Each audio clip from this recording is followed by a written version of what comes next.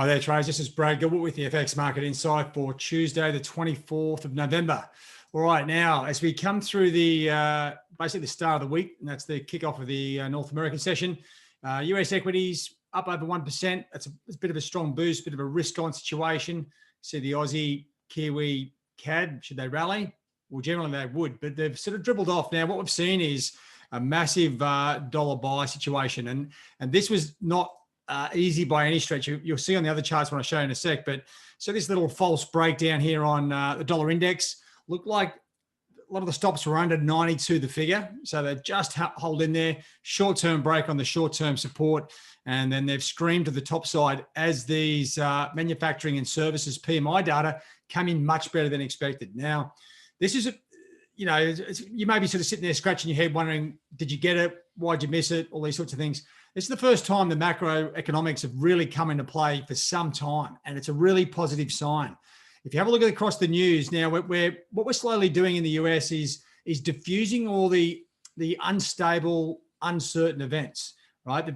Biden's been told he can start formally forming government, getting things organized. He's highlighted Janet Yellen as possible US Treasury Secretary, and he's getting a few other things done there as well. So a bit of a boost to risk appetite. But don't get caught up in that risk on, risk off profile that the media talks about all the time, because the Aussie should have gone up, so should have the Kiwi, and the dollar should have come off, but we didn't see that, right? So that's a bit of a breakdown there. It's yet to be seen whether this move in the dollar, right, is actually just a little short-term flush out of short dollar positions.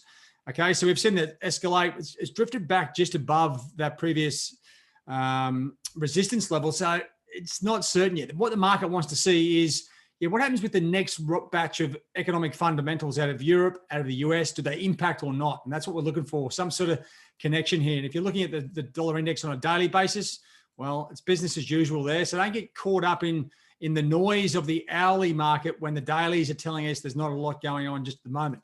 But it is good to see something happening. Now, charts, they've been a little bit bashed up. As I said, the Aussie didn't break above that resistance, but you can see that little tweak here in the euro. That would have got a few people buying euros and then flushed out as it broke back down through support down here around 118, sort of 50, 55. Same one sterling, right? We had a nice clean out of stops on the top side, and then it's back in the range.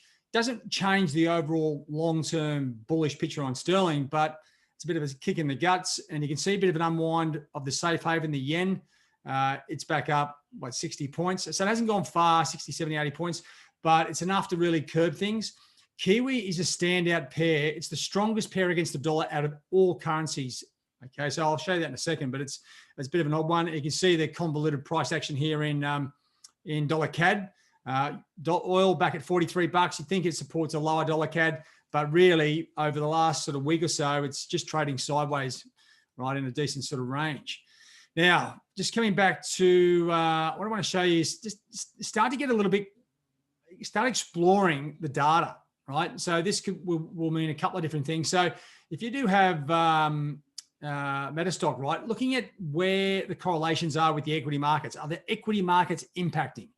Well, you can see the S&P here really connecting closely with the Aussie and Kiwi. You've got Euro Yen there with the Dow and CAD Yen. So there's a few pairs here connecting. You want to go and explore the connection between those and then start to drill into the analysis of these pairs, because what we can get in, especially in that North American session, if the S&P 500 starts to move, well, then you know which pairs directly it's going to move, have a close affiliation with, a correlation with, whether it's positive or negative, and that can lead into an easy trade. As long as you've got a technical setup on these instruments, you've got probably something good to look at. Now, on top of that, you're looking at when it's uncertain about what's going on, if you've been away from the screens for some time. Let me just move that camera.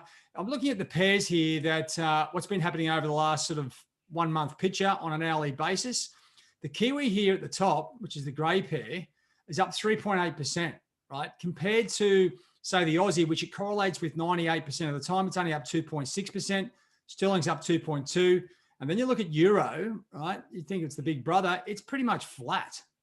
So there's a bit of disparity here between what's going on in the different pairs. And that's where you can go and say, well, why is the Kiwi stronger?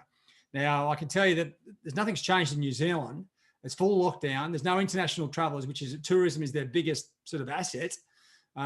So there's something amiss here. And this can start to lead you into working towards trying to find out a trade on the Kiwi. If the dollar comes in strong and the data, US numbers keep going in strong, and we start to see dollar strength, there's probably going to be a bigger correction there on the Kiwi than some of these other pairs, right? This is where you can start to explore the boundaries of the stats of what the data is actually telling you, right? So don't just look blindly at, what's going up, what's going down. If you're looking closely at the affiliation between the equity markets and the currencies, or that risk on, risk off profile, which we know breaks down every other day, you can get caught up in the wrong pairs on the wrong side of the trade quite frequently.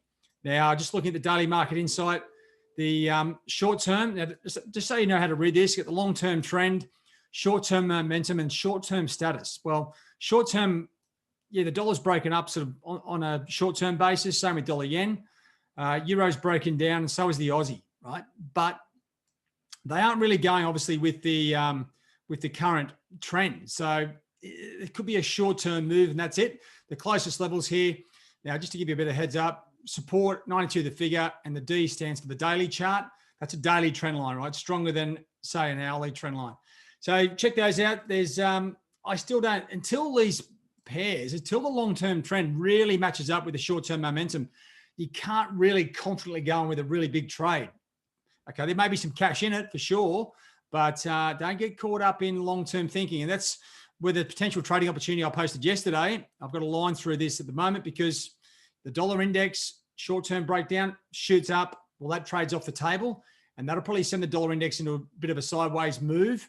Or what we're looking for is, does the data line up again? If we get strong US numbers, does the dollar rally, right? We're getting, I think with Biden coming back into power, we're getting closer back to a normal market environment. We don't have that shock and awe tactics from Trump. And this, as I said, could be a good transition into Biden, into the economics, give the central bank back its power in the market, and then we get normal market conditions and we start seeing some trends. So that's what we're looking for. It looks like it may come sooner than later. All right, guys, have a good one. Cheerio.